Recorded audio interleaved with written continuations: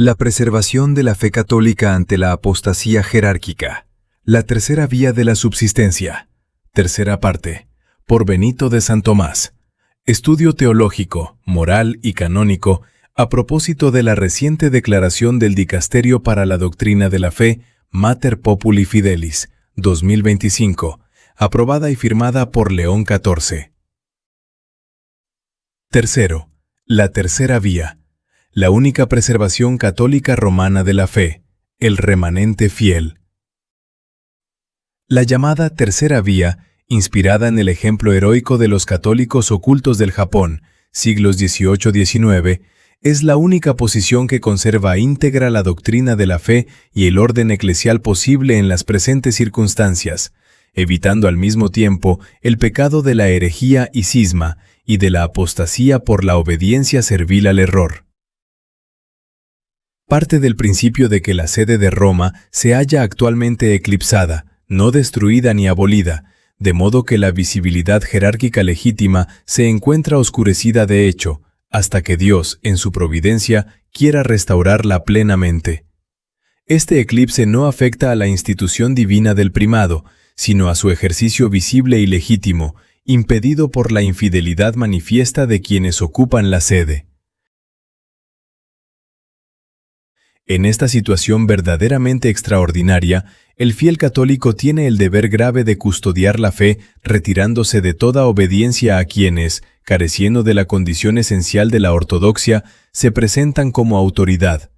Tal retirada no implica usurpación de potestad alguna, ni supone juicio jurisdiccional, pues el fiel no condena ni depone, sino que discierne y se abstiene, conforme a la ley divina y a la recta conciencia formada en la tradición.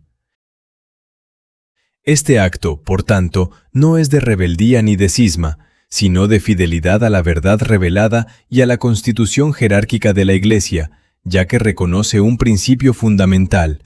La potestad eclesiástica es esencialmente ordenada a la custodia de la fe, y cuando se ejerce en oposición a ella, pierde su título moral de obediencia. Así, el fiel no rompe con la Iglesia, sino que permanece en ella allí donde siempre ha estado, en la fe de siempre, a la espera humilde y confiada de que Dios restablezca visiblemente el orden que Él mismo instituyó. A. Fundamento teológico y eclesiológico. Reconocimiento del hecho, no juicio jurisdiccional. La tercera vía no es sedevacantista en sentido cismático, porque no pretende erigir una autoridad paralela ni suplir la jurisdicción que solo Dios comunica por medio del romano pontífice legítimo. Sobre la imposibilidad de que el Papa o el Episcopado enseñen herejía sin perder el oficio.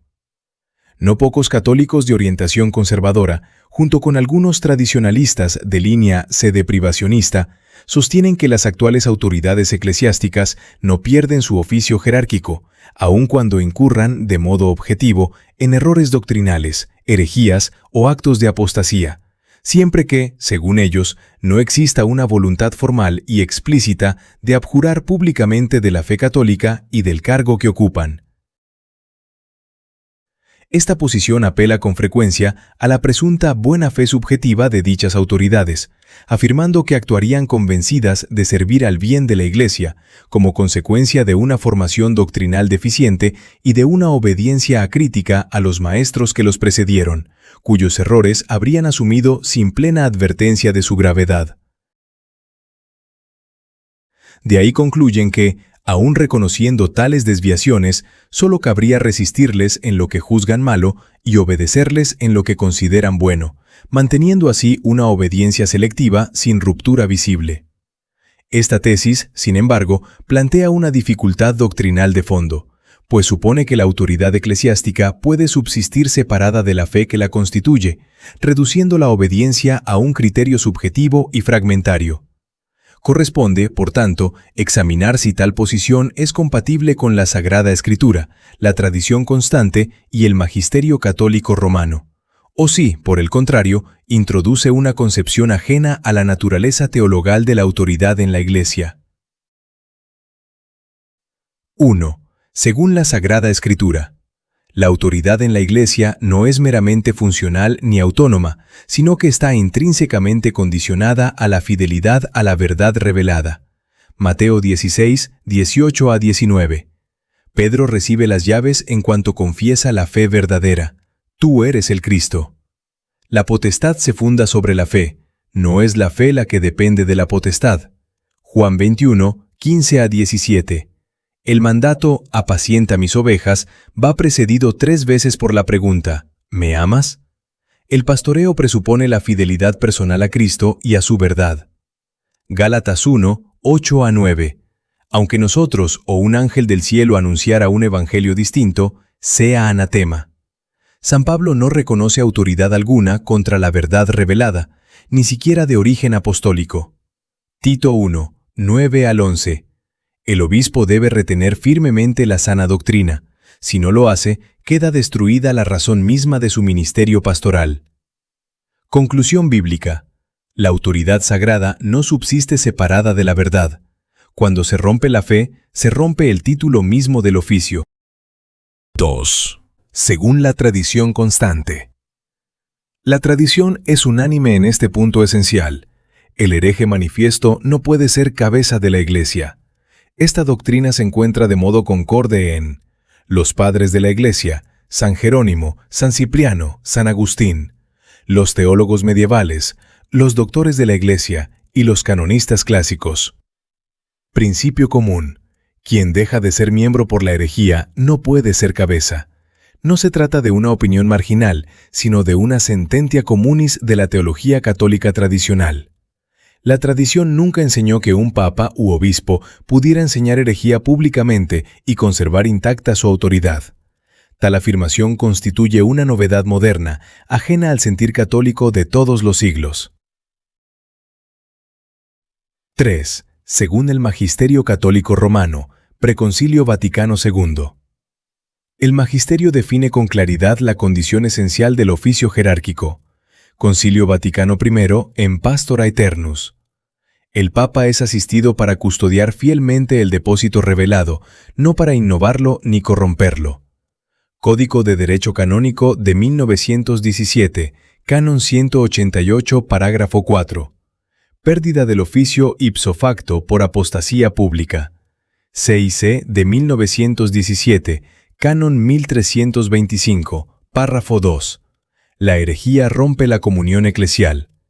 Bulla cum ex apostolatus officio, Paulo IV. El hereje manifiesto no puede poseer válidamente autoridad eclesiástica, aun cuando haya sido elegido. El magisterio jamás enseñó que la autoridad jerárquica pudiera subsistir independientemente de la fe católica íntegra. 4. El error de fondo de quienes niegan la tercera vía.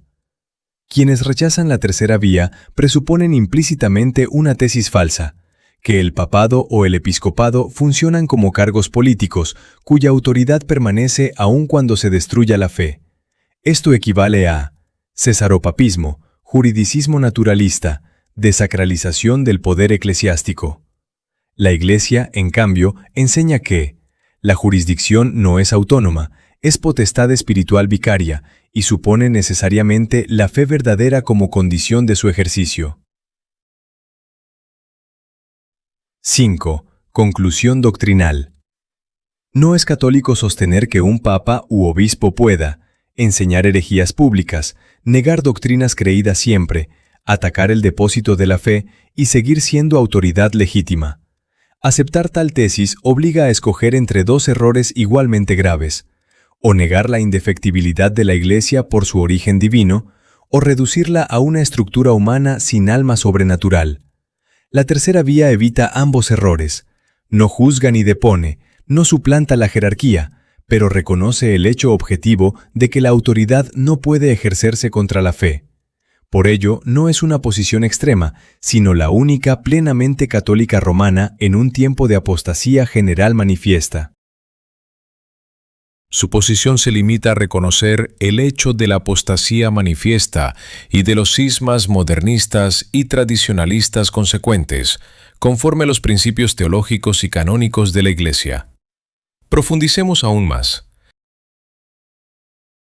El Papa Paulo IV, en la bula Cum ex Apostolatus Officio, 1559, enseña con autoridad apostólica que la elección de un hereje manifiesto al pontificado es nula, inválida e ineficaz, aun si todos la hubiesen aceptado, pues nadie puede recibir autoridad eclesiástica cuando ha perdido o desvirtuado la fe antes de recibirla.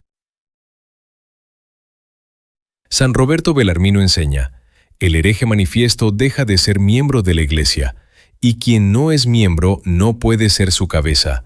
De Romano Pontifice, 2:30. Bellarmino distingue claramente entre herejía privada, no rompe la pertenencia visible, y la herejía manifiesta, manifestus hereticus, que separa ipso facto del cuerpo de la Iglesia. Esta enseñanza, lejos de ser una opinión singular, constituye la sentencia común de los doctores católicos. Así, San Francisco de Sales enseña que, si el Papa incurre en herejía manifiesta, queda fuera de la Iglesia y pierde su autoridad, pudiendo entonces ser tratado por la Iglesia no como Papa legítimo, sino como hereje. Confrontar, Controversias, parte 2. De modo concordante, San Alfonso María de Ligorio enseña, en concordancia con la teología común, que si un papa, como persona privada, cayera en herejía manifiesta, dejaría de ser papa por el mismo hecho de la herejía. Confrontar, Veritat de la Fede, libro 2. El cardenal Tomás Cayetano enseña que el papa que incurre en herejía deja de ser miembro de la Iglesia y por ello no puede conservar el oficio pontificio, ya que nadie puede ser cabeza de un cuerpo del cual no forma parte. Confrontar, De Comparatione Auctoritatis Papae et Concili. Francisco Suárez, jesuita, enseña que el papa que incurre en herejía manifiesta se separa de la Iglesia por el mismo hecho de la herejía, y por ello no puede conservar el pontificado, sin que sea necesario un juicio constitutivo previo. Confrontar, De Fide, libro 10, sección 6, De Sumo Pontifice. San Antonino de Florencia resume el consenso teológico afirmando que el papa que incurre en herejía manifiesta deja de ser miembro de la Iglesia y, en consecuencia, no puede conservar el pontificado, pues nadie puede ser cabeza de un cuerpo del cual no forma parte. Confrontar, Summa Theologica Moralis. Y Juan de Santo Tomás enseña que la herejía manifiesta produce la pérdida del oficio pontificio por sí misma y que la Iglesia solo constata el hecho. Cursus Theologicus.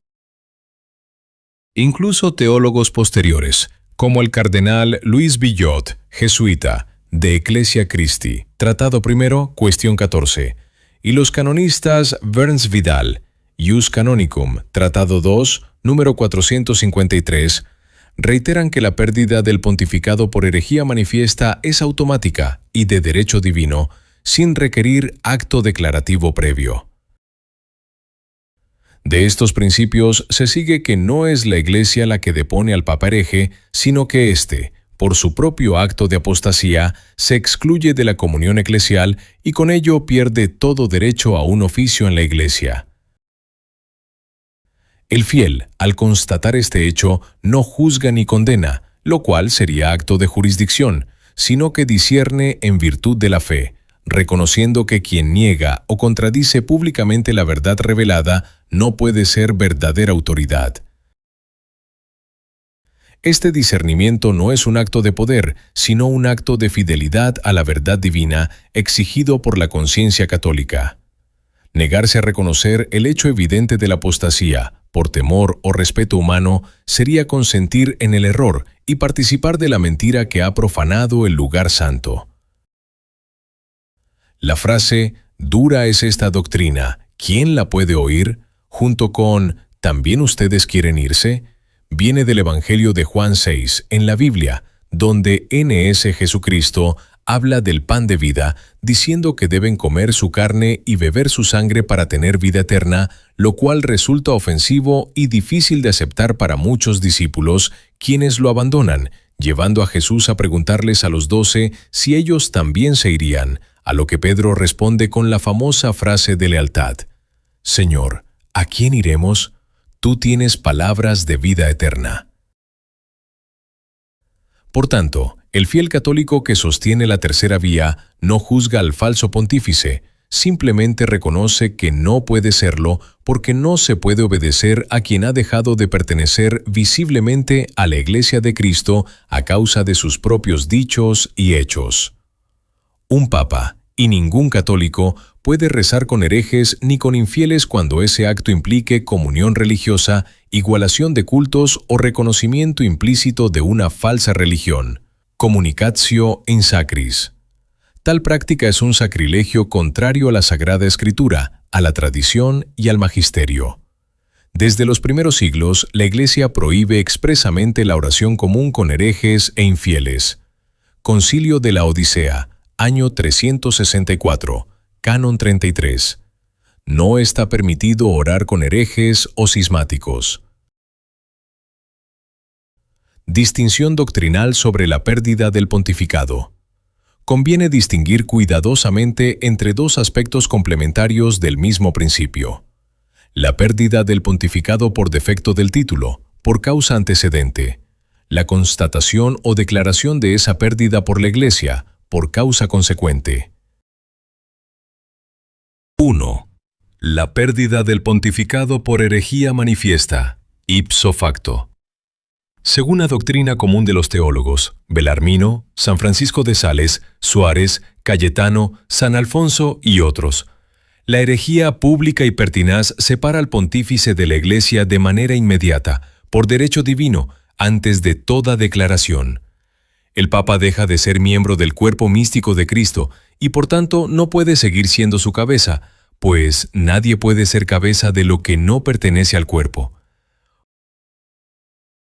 El sensus fidei y el sensus fidelium.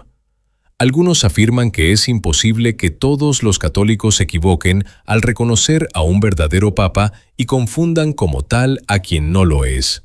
Principio clásico. El sensus fidei es infalible solo en materia de fe revelada, no en la constatación de hechos jurídicos contingentes.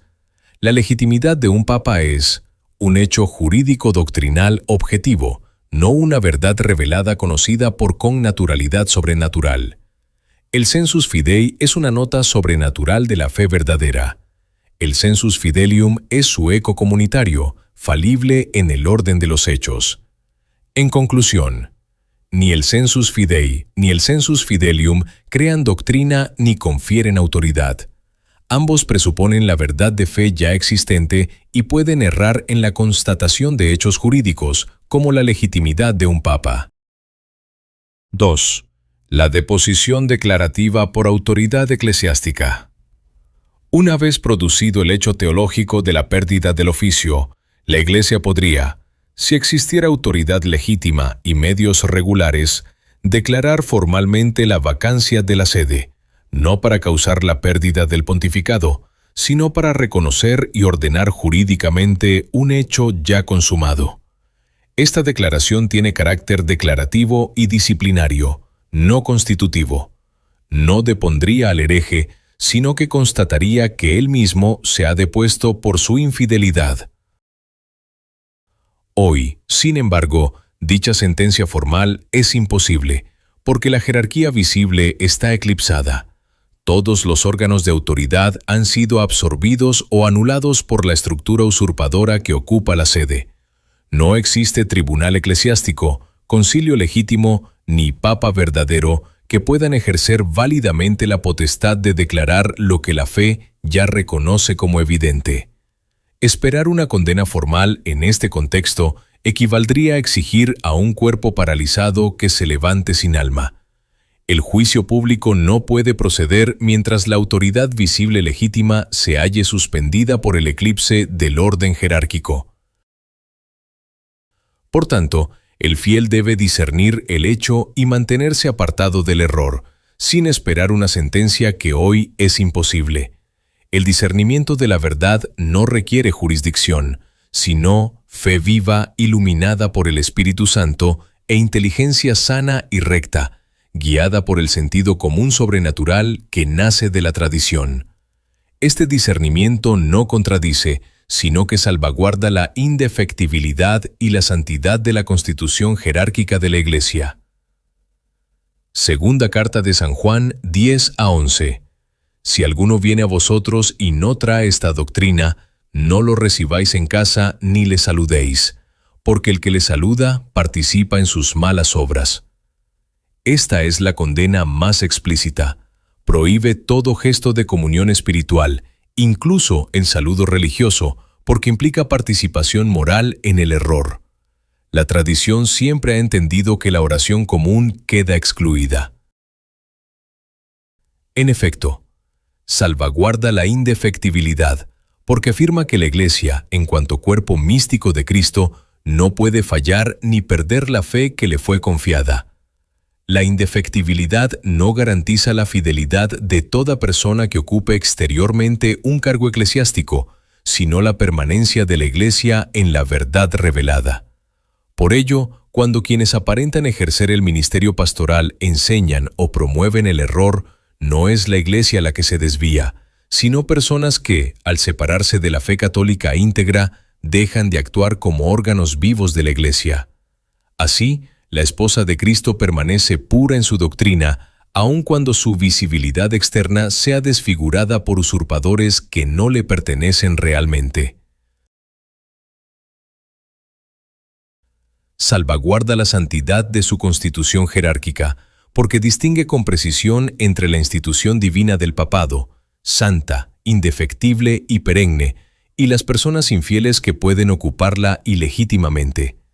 Al negar obediencia a los impostores, el fiel no rechaza la jerarquía, sino que la protege de la profanación, reconociendo que la potestad legítima, por su misma naturaleza, no puede ejercerse contra la fe, que es su principio, su forma y su fin. Esta distinción es muy importante para no confundirse.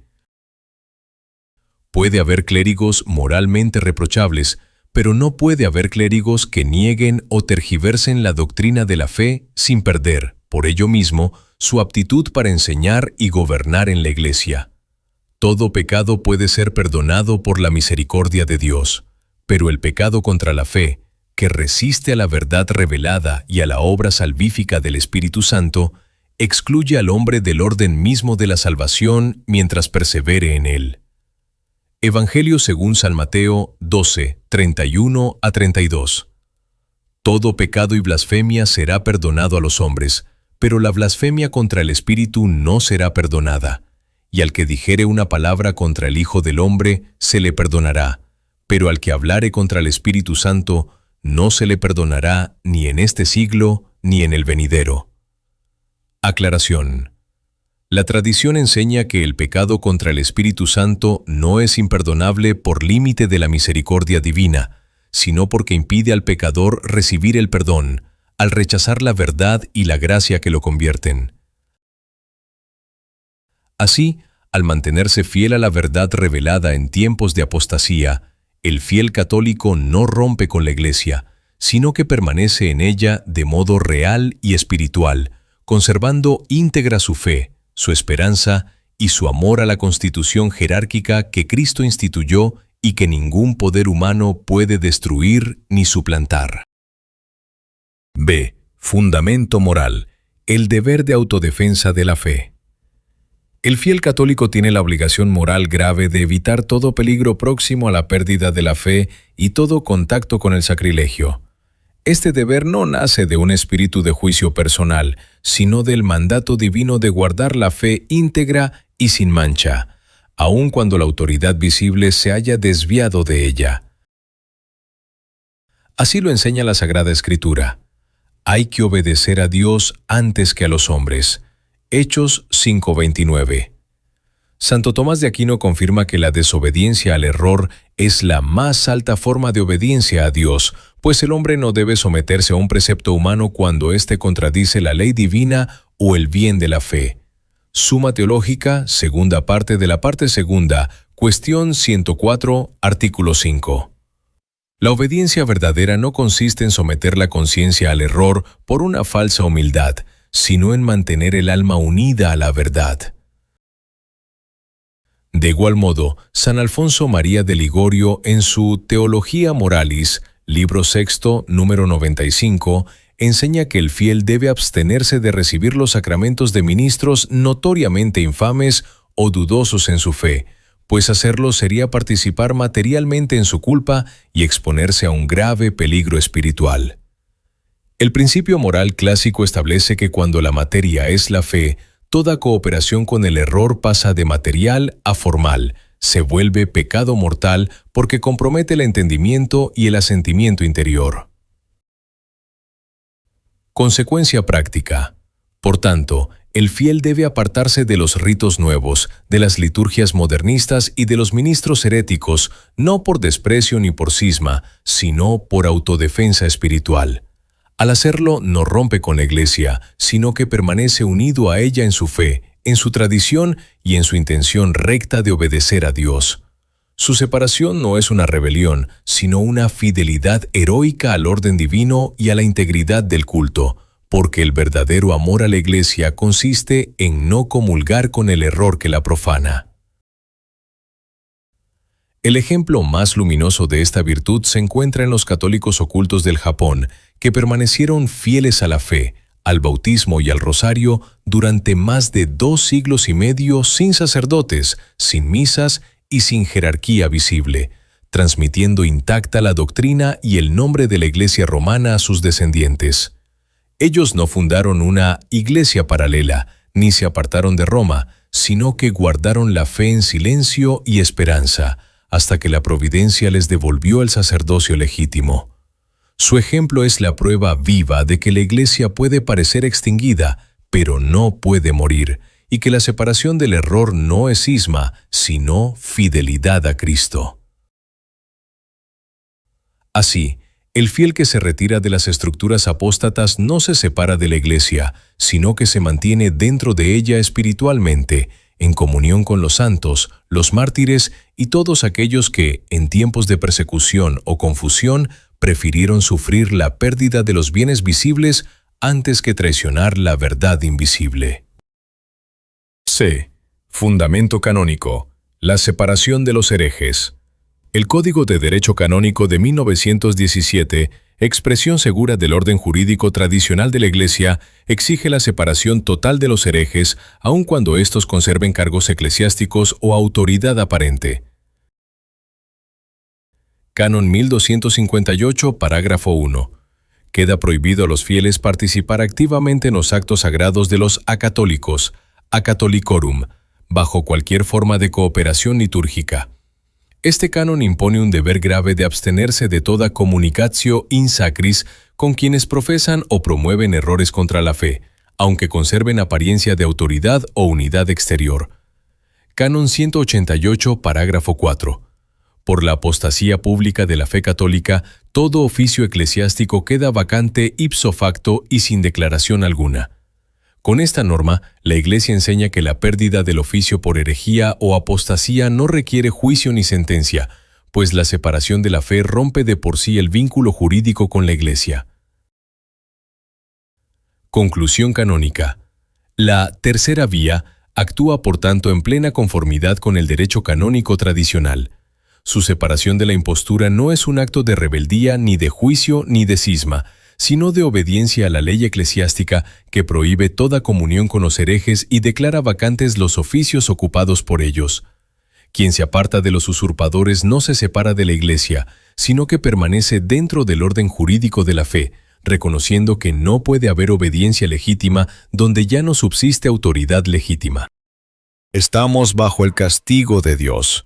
Solo debemos orar, hacer penitencia y ser fiel a la fe católica romana. En la presente apostasía general, no existe más que una solución verdaderamente católica y romana: la firme perseverancia en la fe, la tradición y el orden eclesial posible, sin caer ni en la falsa obediencia ni en la soberbia del cisma. Esto dijo Sor Lucía de Fátima al P. Agustín Fuentes en 1957. Quiero contaros la última conversación que tuve con ella, que fue el 26 de diciembre del año pasado. La encontré en su convento muy triste, pálida y demacrada, y me dijo: «Créame, Padre, Dios va a castigar al mundo, y lo va a castigar de una manera tremenda. El castigo del cielo es inminente. ¿Qué falta, Padre, para 1960? ¿Y qué sucederá entonces? Será una cosa muy triste para todos, y no una cosa alegre si antes el mundo no hace oración y penitencia». No puedo detallar más, ya que es aún secreto que, por voluntad de la Santísima Virgen, solamente pudieran saberlo tanto el Santo Padre como el señor Obispo de Fátima. Todas las demás opciones, ya sean las del sometimiento modernista o las del separatismo pseudo-tradicionalista, constituyen un grave peligro para la salvación del alma, porque apartan del único camino seguro, la fidelidad humilde y penitente ante el castigo impuesto por Dios. Esta es la gran prueba y castigo medicinal de nuestro tiempo. El Señor permite la desolación visible de su Iglesia para purificar la fe de los creyentes, probar la obediencia interior y separar lo fiel de lo infiel. El demonio pretende destruir a la Iglesia, y parece haberlo conseguido, pero Dios extraerá de esta aparente derrota la más grande y exultante de sus victorias. La Santísima Virgen María aplastará la cabeza de la serpiente, y el reino del Sagrado Corazón de Jesús y del Inmaculado Corazón de María resplandecerá y será amado por todos los hombres. Dios no pide resolver lo que solo Él puede restaurar, sino mantener la fe íntegra con humildad, oración, penitencia y confianza en su providencia, conforme a los medios que aún nos concede. Así, el fiel que persevera en esta obediencia interior y en la separación del error no destruye la Iglesia, sino que la sostiene y la defiende, esperando con esperanza sobrenatural la hora en que Cristo restablezca visiblemente el orden jerárquico de su esposa, dando cumplimiento así a su promesa: «Yo estaré con vosotros todos los días hasta el fin del mundo». Mateo 28, 20. Primera carta de San Juan 2, 18 a 19. Salieron de entre nosotros, pero no eran de los nuestros, porque si hubieran sido de los nuestros, habrían permanecido con nosotros. Guía pastoral. La subsistencia de la Iglesia doméstica. Si la jerarquía visible ha sido eclipsada, el fiel católico debe vivir como en las catacumbas, en espíritu de oración, penitencia y esperanza, aguardando con confianza la restauración divina del orden jerárquico. No se trata de fundar nada nuevo, sino de mantener viva la Iglesia en el hogar, en la conciencia y en la familia, como hicieron los fieles de los primeros siglos y los católicos ocultos del Japón, que conservaron la fe íntegra durante más de 250 años sin sacerdotes ni templos, guardando la doctrina, el bautismo y el rosario hasta el regreso del clero legítimo. 1. Sacramentos supletorios. La gracia en la penuria. Cuando la Iglesia visible se halla impedida o usurpada, la gracia divina no abandona a quienes permanecen fieles. Dios, en su misericordia, no delega poder ni jurisdicción a los hombres fuera del orden jerárquico, pero sostiene interiormente al alma fiel que busca su salvación con recta intención, utilizando los medios que la tradición reconoce como extraordinarios. Confesión. La contrición perfecta, unida al propósito de confesarse cuando sea posible, obtiene el perdón de los pecados por el amor de Dios sobre todas las cosas. Así lo definió el Concilio de Trento. El dolor del alma y la detestación del pecado con propósito de confesarse bastan para reconciliar al hombre con Dios antes aún de recibir el sacramento. Sesión 14, capítulo 4. Santa Misa. Cuando la Santa Misa verdadera no puede hallarse, el fiel puede unirse espiritualmente al sacrificio del Calvario, ofreciendo la comunión espiritual con fe viva y caridad ardiente, conforme enseña el Concilio de Trento. Los que comen espiritualmente, con fe viva y caridad ardiente, reciben los frutos del sacramento. Sesión 13, capítulo 8. En esta ausencia extrema, también es lícito recurrir a la misa sica o misa seca, antigua práctica devocional de la Iglesia, sin consagración, como medio de unión orante al sacrificio de Cristo, sin sustituir ni simular la Santa Misa sacramental, reservada únicamente al verdadero sacerdote católico romano. Bautismo y matrimonio.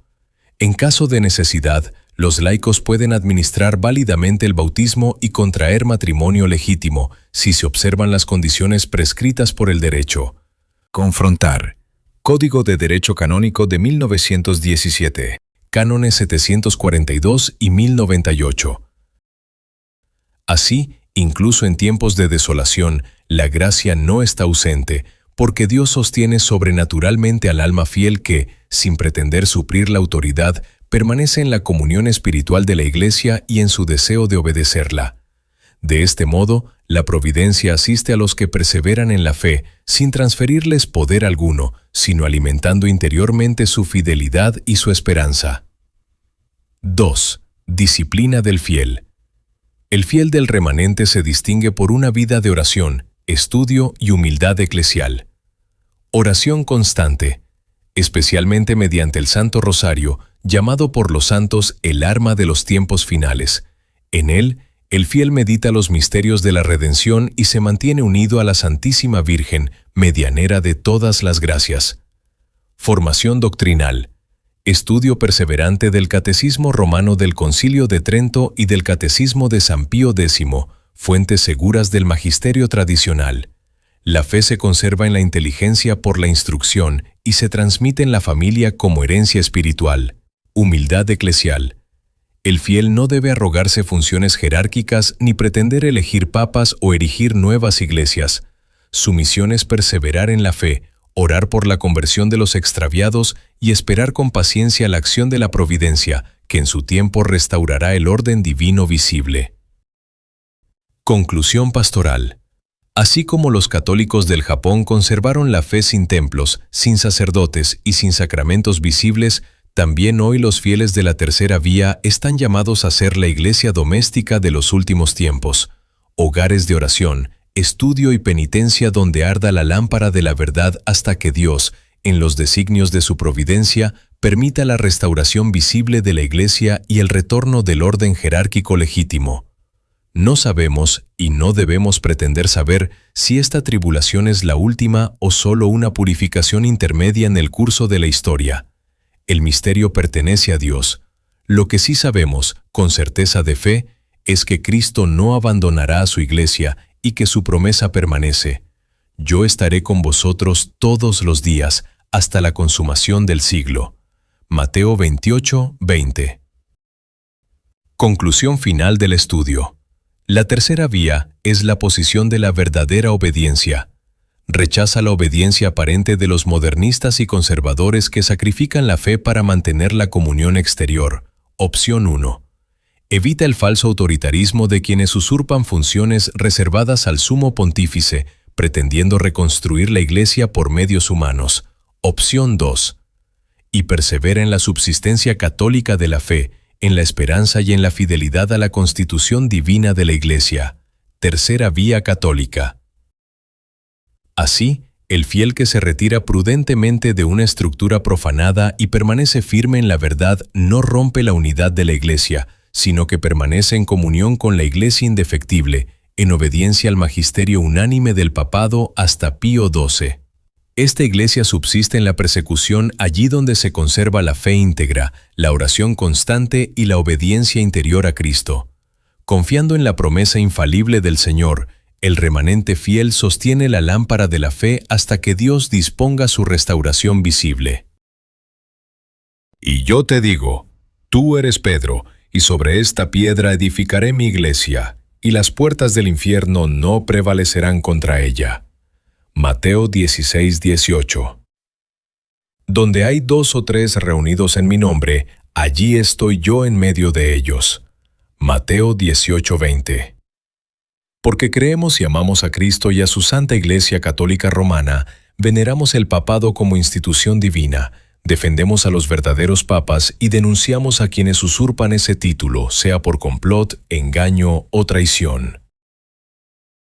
Que en todas las cosas sea glorificado Dios y la bienaventurada Virgen María.